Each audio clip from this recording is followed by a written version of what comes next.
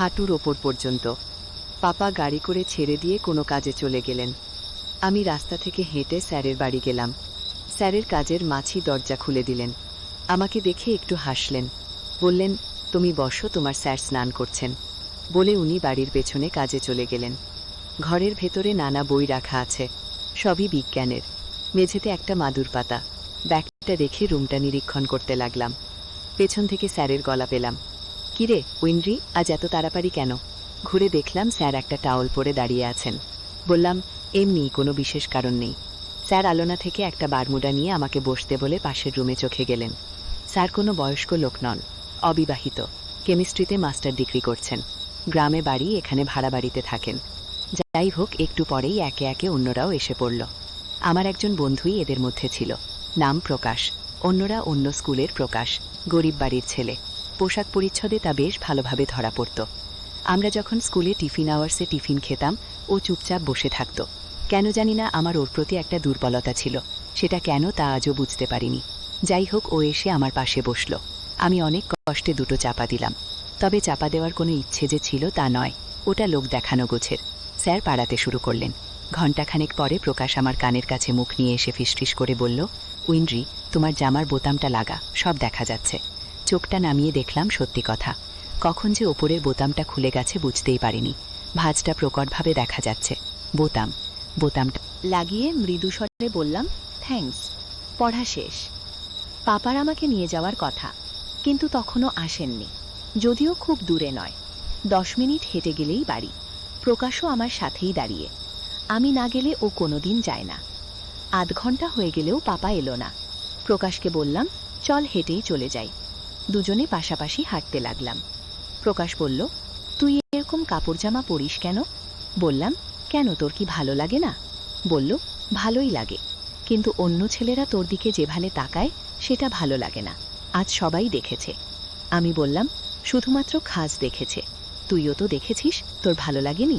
বলল, আমি দেখা আর সবাই দেখা কি এক? ওরা তোর কেউ নয়, আমি তো বন্ধু। এরকমই কিছু কথা বলতে বলতে এগোতে লাগলাম। সামনে একটা গলি, বেশি বড় নয়। ওদিকের আলো এদিক থেকে ভালোভাবেই দেখা যায়। গলিতে ঢুকে প্রকাশ বলল, একটু দাঁড়া, পেচ্ছাপ করব। বলেই পাশে নালাতে পেচ্ছাপ করতে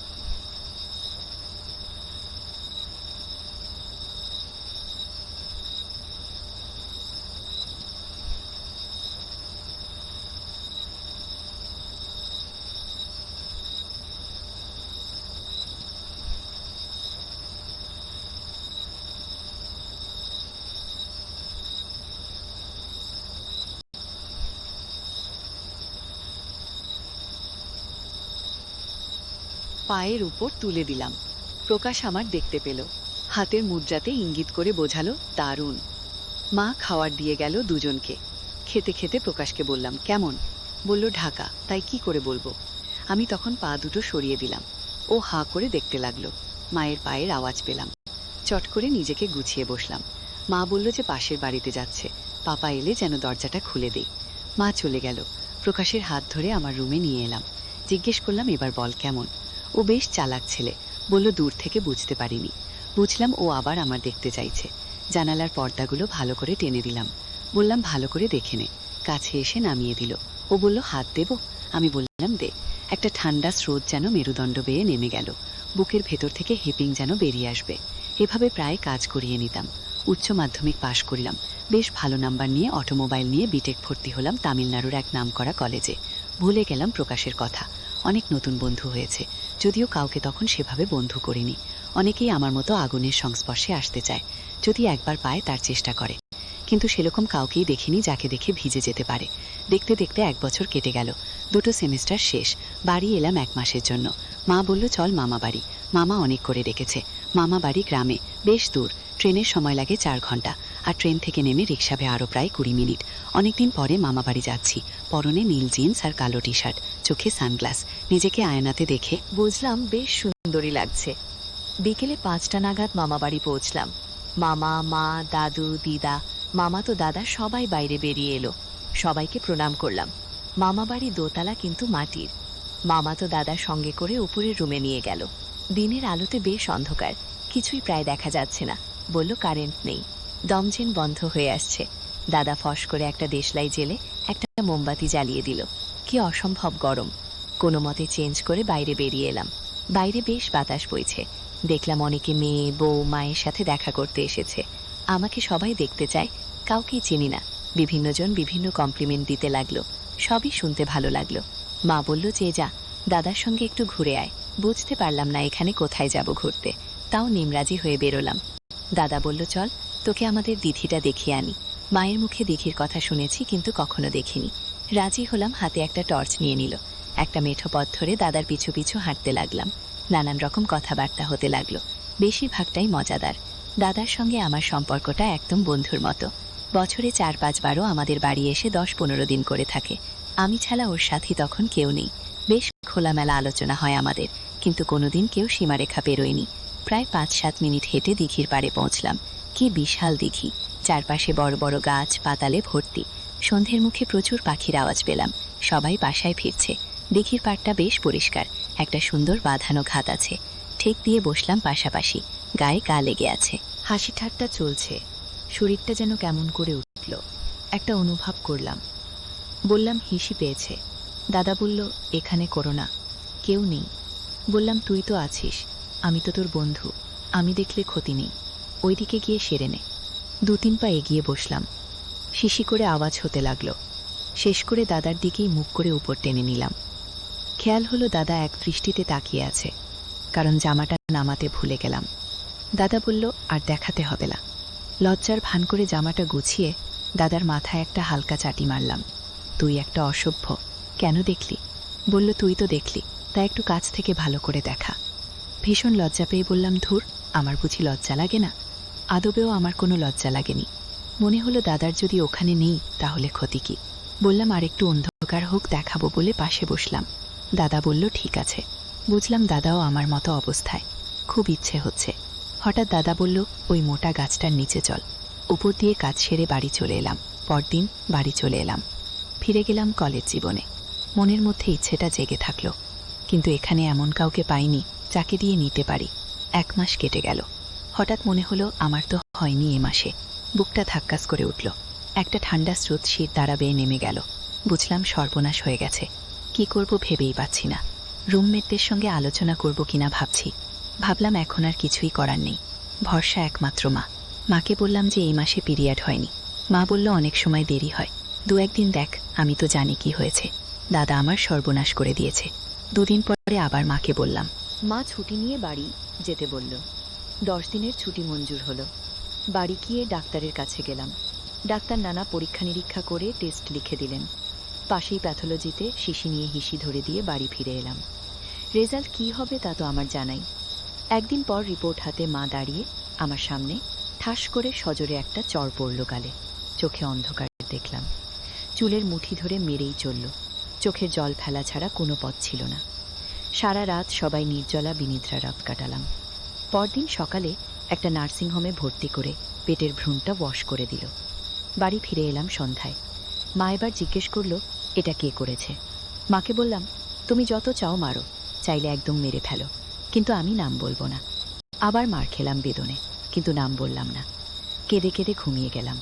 কেউ একবার ডাকল না। সকালে ঘুম থেকে উঠে পাপার গলার আওয়াজ পেলাম। মাকে বলছে, আমি জানবো আমি নিঃসন্তান, আমার কোনো মেয়ে নেই, আমি যেন ওর মুখ না দেখি। আর গো, ভীষণ আঘাত পেলাম। আমার পাপা আমাকে এভাবে বলল, হয়তো একটা ভুল করেই ফেলেছি।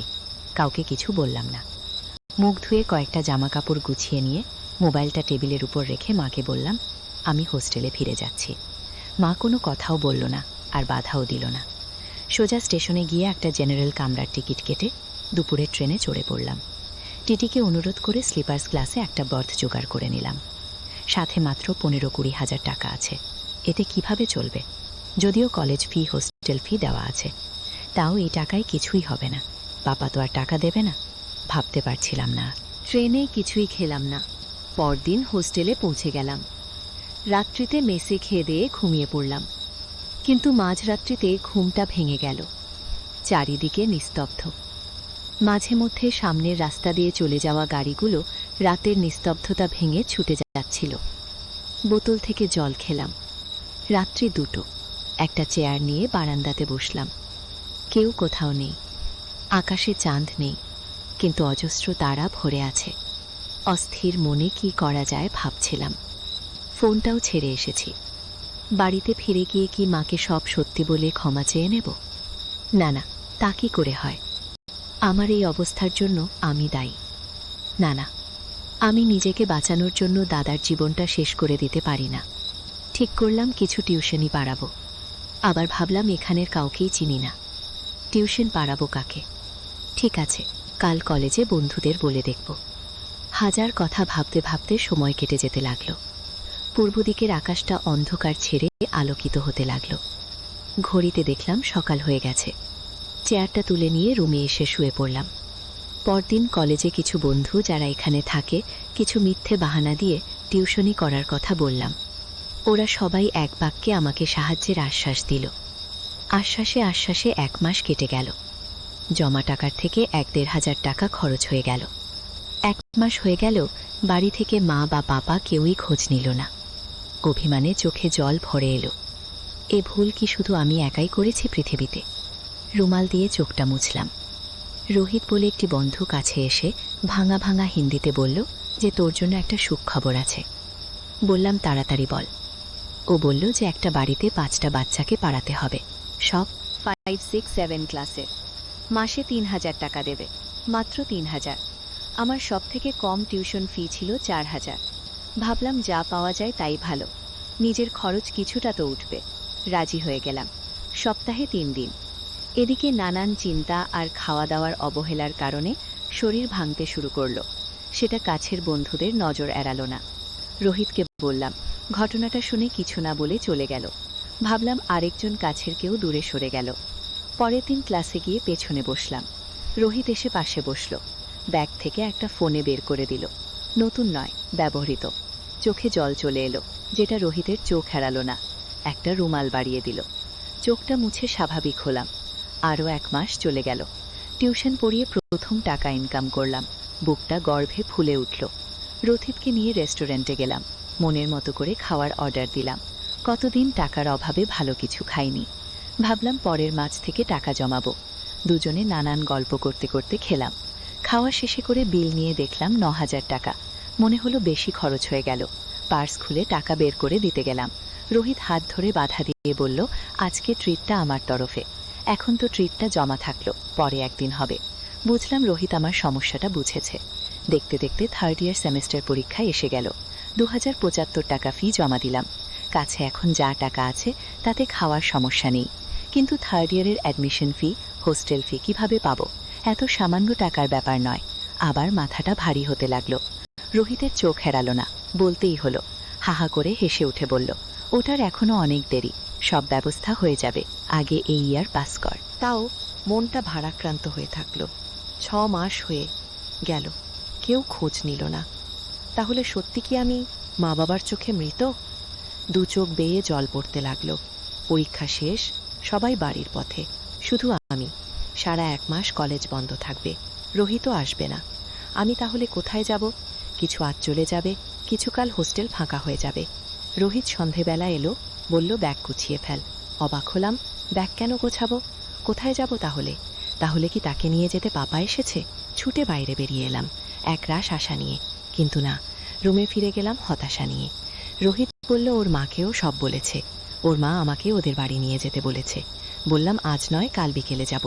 মনের মধ্যে একটা ক্ষীণ আশা যে হয়তো পাপা কাল আসবে, আমি না থাকলে খুঁজবে কোথায়। কিন্তু না, আমি খুব ভুল। আমার এবার সন্দেহ হলো যে আমি ওদের মেয়ে তো নাকি কোনো অনাথাশ্রম থেকে দত্তক নেওয়া বেয়াওয়ারিশ মেয়ে। আর ভাবলাম না। পরদিন বিকেলে রোহিকের সাথে ওদের বাড়ি গেলাম। অপরিচিত ফ্যামিলি হলেও আমার ভয়ের কারণ নেই, কারণ সবথেকে বড় ক্ষতি আমি নিজেই করে নিয়েছি। আর ও আমার বিপদের একমাত্র সাথী, একে আমি কোনোভাবেই হারাতে রাজি নই। রোহিতের মায়ের সাথে আলাপ হলো। রোহিতের মা বাবা কেউ ভালোভাবে হিন্দি বলতে পারেন না, ভাঙা ভাঙা হিন্দিতে কথাবার্তা চলতে থাকলো। আমি ওনাকে আত্মাই বলতাম। আত্মাই মানে কাকিমা, তামিলে মামা মানে কাকু। বেশ ভালোই কাটতে লাগলো দিনগুলো। কাকিমার কাছে অনেক রকম রান্না শিখলাম, 2-1 বার রান্না করে খাওয়ালাম। কাকু কাকি মাথায় হাত বুলিয়ে অনেক আদরও করলেন। রোহিতের সাথে বেশ ফ্রিভাবে মিশে গেলাম। মামা মানে কাকুকে বললাম একটা যদি শিক্ষা লোন করে দেন। কাকু ব্যাংকের ম্যানেজার, বললেন এডুকেশন লোন পাওয়া যাবে না, যদি চাই তাহলে টার্ম লোনের ব্যবস্থা করে দিতে পারেন। তাতেই রাজি হলাম। 3rd ইয়ারের সেমিস্টারের সময় করে দেবেন। রোহিতকে বললাম আরও কয়েকটা টিউশন জোগাড় করে দিতে, না হলে লোন শোধ দেব কিভাবে। রোহিত যথারীতি আশ্বাস দিল। 1 মাস দেখতে দেখতে কেটে গেল। সময়টা খুব মজা করে কাটালাম রোহিতের সাথে, কোনো রকম অসভ্যতাও করেনি। মনে মনে রোহিতকে ভালোবেসে ফেললাম। সুযোগ পেলেও এড়িয়ে গেছে। ওকে না দেখতে পেলে মনটা ছটফট করত। সবকিছুতেই ওকে খোঁজার চেষ্টা করতাম, মানে শয়নে, স্বপনে, জাগরণে, শুধুমাত্র রোহিত আর রোহিত। ক্লাসের পর ঘন্টার পর ঘন্টা দুজনে নিরিবিলিতে কাটাতাম। ও আমার কোলে মাথা দিয়ে শুয়ে থাকত, আমি মাথার চুলে বিলি কাটাতাম। ইচ্ছে করে ওর দিকে ঝুঁকে পড়তাম, কিন্তু অতি ভদ্রতার খাতিরে ও কিছু করতো না। বুঝলাম যা করার আমাকেই করতে হবে। এখন তো জেনেই গেছি না হওয়ার ফর্মুলা। ইচ্ছে করেই ওকে দিয়ে ওষুধ কেনালাম। বললাম আমার সমস্যা, তাই এটা খেতে হয়। এটা অবশ্য ডক্টরের প্রেসক্রিপশন অনুযায়ী কিনে এনে দিল। দেখতে দেখি সেকেন্ড ইয়ারে কুইক ক্র্যাশেস হলো। যথারীতি রোহিতের বাড়ি গেলাম। রোহিতের মা বাবা বেশ, বাড়ির কথা ভুলেই গেলাম। ছুটির দিনে দুপুরের সবাই একসাথে খেতে বসেছি। কাকু বেশ কিছু মজাদার ঘটনা শোনালেন, রোহিতের ছোট বয়সের। রোহিত ভীষণ লজ্জা পেয়ে গেল। হঠাৎ আমার ফোনটা বেজে উঠল। কে আবার আমাকে ফোন করলো? যারা করে তারা সবাই এখানে, কোনো বন্ধু হবে হয়তো। বাম হাতে ফোনটা নিয়ে চমকে উঠলাম। হৃদয় বিধিন্ন করে দেওয়া একটা কান্না গলার কাছে আটকে গেল। কোনো নাম নেই, শুধু নাম্বার, কিন্তু এটা আমার চেনা, এটা মায়ের নাম্বার। হ্যালো, কে? ওপাশ থেকে আওয়াজ এলো, তৃপ্তি, আমি মা। আমার মা বাবা আমাকে এই নামেই ডাকত। মা, কাকে চাইছেন আপনি? তুই কি তোর মা বাবাকে ভুলে গেছিস? বললাম সেটা তোমার ভালোই বলতে পারবে কে কাকে ভুলে গেছে। বলল কেমন আছিস মা? আর কান্নাটা চেপে রাখতে পারলাম না, হাউমাউ করে কেঁদে ফেললাম। কাকু, কাকিমা, রোহিত আমার আর মায়ের কথোপকথন বুঝতে না পারলেও কান্নার ভাষা বুঝতে অসুবিধা হলো না। সবাই উঠে ছুটে এলেন আমার কাছে। মায়ের থেকে পাপা ফোনটা নিয়ে বলল, তোর কি পাপাকে একবার দেখতেও ইচ্ছে করে না? পাপার কথাগুলো স্মরণ করিয়ে বললাম, এতদিন পরে হঠাৎ কেন মনে পড়ল বেঁচে আছি কিনা যাচাই করতে। পাপা, আমি কি পৃথিবীর একমাত্র মেয়ে যে এই ভুলটা করেছে? চলে আসার পরে একবারও মনে হয়নি এই অচেনা পৃথিবীতে, অচেনা অজানা পৃথিবীতে আমার কি হবে? খোঁজও নাওনি, তাহলে আজ কেন? আমি এখন যাব না। কাকু আমার হাত থেকে ফোনটা নিয়ে বাবার সাথে ইংরেজি হিন্দি মিশিয়ে কথা বলতে লাগলেন। নিজের পরিচয় দিলেন, শেষে বললেন আমাকে বুঝিয়ে সামনের সপ্তাহে পাঠিয়ে দেবেন। আরও টুকিটাকি কথাবার্তা সেরে ফোনটা ছেড়ে দিলেন। দাঁড়িয়ে দাঁড়িয়ে কাঁদতে থাকলাম। কাকিমা মাথায় হাত বুলিয়ে খেতে বসলেন, কিন্তু খেতে পারলাম না। উঠে হাত ধুয়ে শুয়ে শুয়ে অনেকক্ষণ কাঁদলাম। কখন ঘুমিয়ে পড়েছিলাম মনে নেই। কাকিমার ডাকে ঘুম ভাঙা। বলল কাকুর সাথে সবাই বেড়াতে যাচ্ছে, আমাকেও সঙ্গে নিতে চায়, কিন্তু বেড়ানোর মুড ছিল না। কাকিমাকে বুঝিয়েও বলতে উনি চলে গেলেন কাকুর সাথে। রোহিত গেল না, আমাকে একা ছেড়ে যাইল না। তাই কাকু কাকিমা দুজনে চলে গেলেন। বালিশে মুখ গুজে শুয়ে থাকলাম। হঠাৎ মাথায় হাতের স্পর্শ। রোহিত মাথায় হাত বুলিয়ে দিচ্ছে। রোহিতের বুকে কেঁদে ফেললাম। রোহিত কাছে এসে আমাকে মাথায় হাত বোলাতে বোলাতে সান্ত্বনা দিতে লাগলো। কান্না কিছুটা কোমল। দুজনে উঠে পড়লাম। একটা মোটা টাওয়েল নিয়ে এসে বিছানায় পেতে দিলাম। কিন্তু কেন জানি না মনে হলো এটা সাজানো ভালোবাসা। দুদিন পরে বুঝলাম আমি ঠিক। আমার বিয়ে ঠিক করা হয়েছে। গ্রামের ছেলে, দেখতে শুনতে ভালো, স্নাতক, চাকরি পায়নি। বাবার একটি বড় ব্যবসা। হার্ডওয়্যারের ছেলে এসেছে আমাকে দেখতে। দেখে ওদের পছন্দ হলো। আমি মুখ তুলেও ছেলেকে দেখলাম না। মা জানতে চাইল আমি রাজি কিনা। বললাম আগে আমি পড়া শেষ করব, তারপর বিয়ে করব। তাতেই রাজি ছেলে। ওরা চলে গেলে মায়ের সঙ্গে ভীষণ ঝগড়া হলো। পরের দিনই চলে এলাম এখানে। 3 দিন বাকি কলেজ খুলতে। রোহিতের বাড়িতে গেলাম। পড়া শেষে হলো। একটা গাড়ির কোম্পানিতে চাকরি পেলাম। 7 লাখ টাকার প্যাকেজ, যে কোম্পানিতে আমি আজও আছি। বেশ ভালো পদে, ভালো বেতনে। রোহিত বিদেশ চলে গেল। যোগাযোগ বিচ্ছিন্ন হয়ে গেল। আর আমি ফিরে এলাম বাড়িতে। কথা অনুযায়ী বিয়ে করতে হলো। ইচ্ছে না থাকলেও করলাম। মনে মনে অপেক্ষা করতে লাগলাম। রাত্রি প্রায় 2টোর পর সবাই চলে যেতে আমার স্বামী ঘরে ঢুকলো। আমার কোনো লাজও নেই, লজ্জাও নেই, তাই কোনো অভিনয় নেই।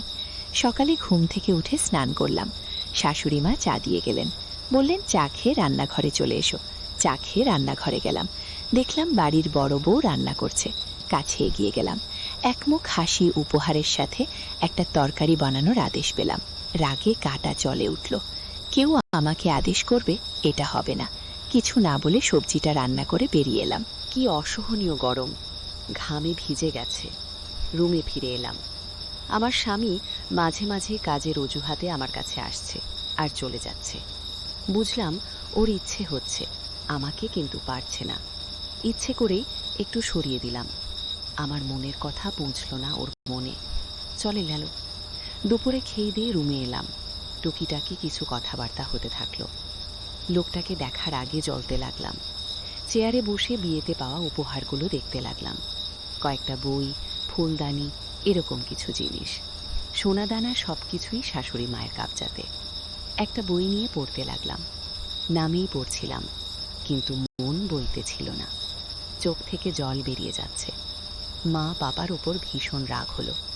এরা তো আমার জীবনের সবথেকে বড় সর্বনাশ করে দিল। এভাবে জীবন কাটবে কিভাবে? 1 সপ্তাহ কেটে গেল। অষ্টামঙ্গলাতে বাপের বাড়ি যাব। ছুটিও শেষের পথে। হঠাৎ শাশুড়ি এসে বললেন, বৌমা, তোমাকে চাকরিটা ছেড়ে দিতে হবে। এখানেই আমাদের সাথে থাকতে হবে। মাথা থেকে পা অবধি চলে গেল। বললাম বিয়ের আগে তো এরকম কোনো কথা হয়নি। চাকরি আমি ছাড়তে পারবো না। শাশুড়ি বললেন, তাহলে তুমি এক জায়গায় আর ছোট খোকা এক জায়গাতে কিভাবে সম্ভব? বললাম আপনার খোকা আমার সঙ্গেই থাকবে। চাইলে আপনারাও থাকতে পারেন, কোনো অসুবিধে হবে না। আমার ফ্ল্যাটে যথেষ্ট জায়গা আছে। বললেন, না, তা হয় না, তোমাকেই চাকরি ছেড়ে দিতে হবে। এমনিতে মাথা গরম, তার উপরে অন্যায় আবদার। মুখে কিছু না বলে চুপ করে গেলাম। পরদিন সকালে বাপের বাড়ি গেলাম।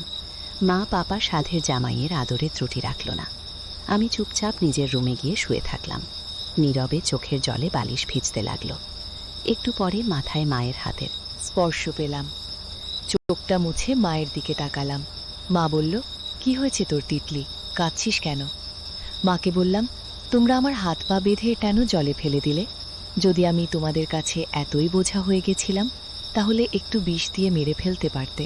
তাতে তোমাদের শান্তি আর আমারও শান্তি হতো। মা কিছুই বুঝতে পারল না। মাকে বললাম, তোমাদের জামাই একটা। মা হতবাক হয়ে গেল। মাকে সবকিছু খুলে বললাম। মা নিথর হয়ে বসে থাকলে। বললাম, কোনোদিন আমি মা হতে পারবো না। তোমাদের জামাইয়ের সে ক্ষমতা নেই। মা উঠে গেল। পাপা জিজ্ঞেস করলো, কি হয়েছে? পাপাকে তো এ কথা বলতে পারিনি। পাপাকে শাশুড়ির অন্যায় আদেশের কথা বললাম, আর বললাম বাকিটা মায়ের কাছে শুনে নিও। পাপা আর মা ঘরে ঢুকে নিজেদের মধ্যে আলোচনা করে। আধ ঘন্টা পরে বেরিয়ে এসে মাথায় হাত বুলিয়ে বলল, যা হয়ে গেছে সেটাকে ভাগ্য বলে মেনে নে, আর শাশুড়ির কথা মেনে নে, চাকরিটা ছেড়ে দে। মাথায় যেন বাজ পড়ল। কি বলছে এরা? এদের কি মাথা খারাপ হয়ে গেল নাকি? কোনটা মেনে নেব? এরা সত্যি আমার মা বাবা তো?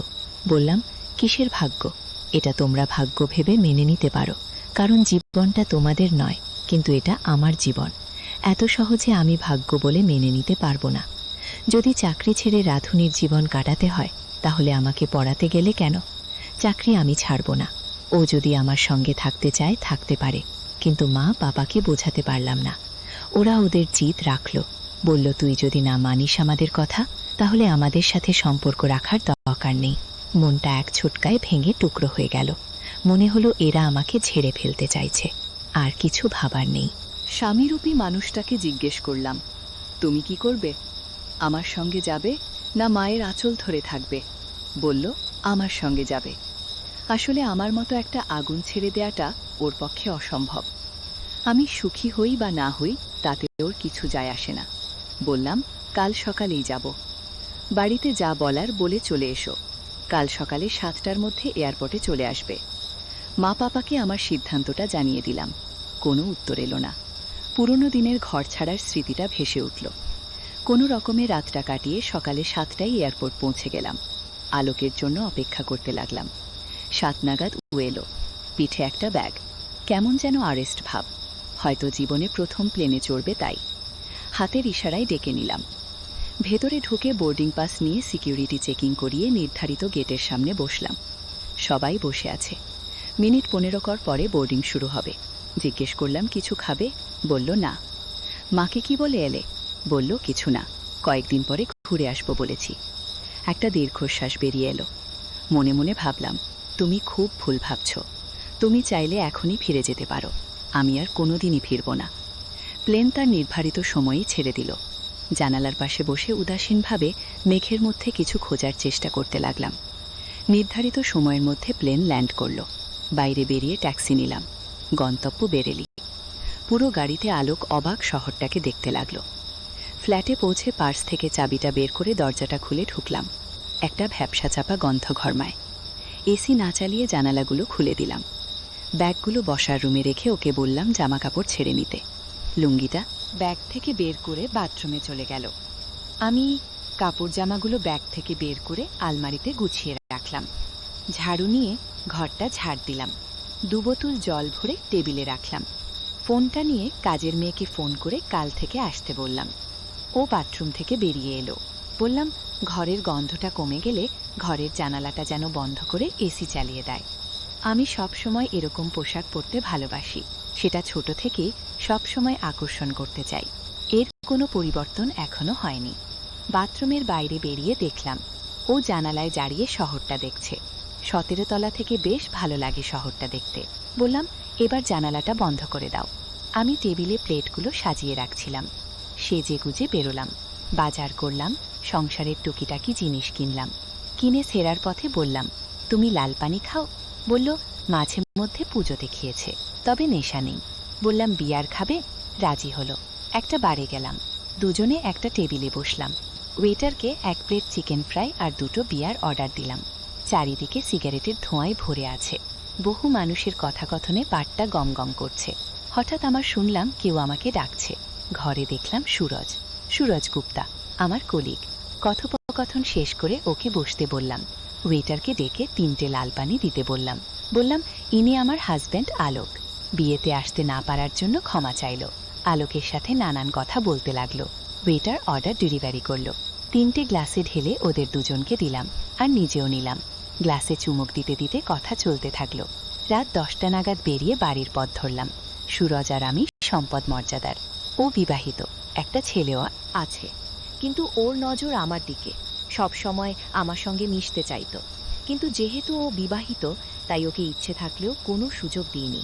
চাইনি আমার জন্য অন্য কোনো মেয়ের জীবন নষ্ট হয়। বাড়ি ফিরে এলাম। রুটি সবজি বানালাম। 9:30 নাগাদ খেয়ে শুয়ে পড়লাম। পরদিন সকালে বেল বাজল। উঠে পড়ে দরজা খুলে দিলাম। কাজের মেয়েটা এসেছে। ও নির্ধারিত কাজ করে 1 ঘন্টার মধ্যে চলে গেল। চা করে খেলাম। একজন রাঁধুনি দরকার। এতদিন ক্যান্টিনে খেয়েছি, এখন আলোক আছে। ফোন করলাম ওদের ইউনিয়নে। বলল একবেলা রান্না করতে নেবে 6000। উপায় নেই, রাজি হয়ে গেলাম। মাসের 1 তারিখ থেকে আসবে। আমিও 1 তারিখ থেকে জয়েন করব। 3 দিন কেটে গেল। 1 তারিখ কাজে জয়েন করলাম। বেয়ারা আমার কেবিনে এসে একটা ফাইল আর একটা খাম দিয়ে গেল। খামটা খুলে দেখলাম অর্ডার কনফার্মেশন লেটার। আনন্দে মনটা নেচে উঠল।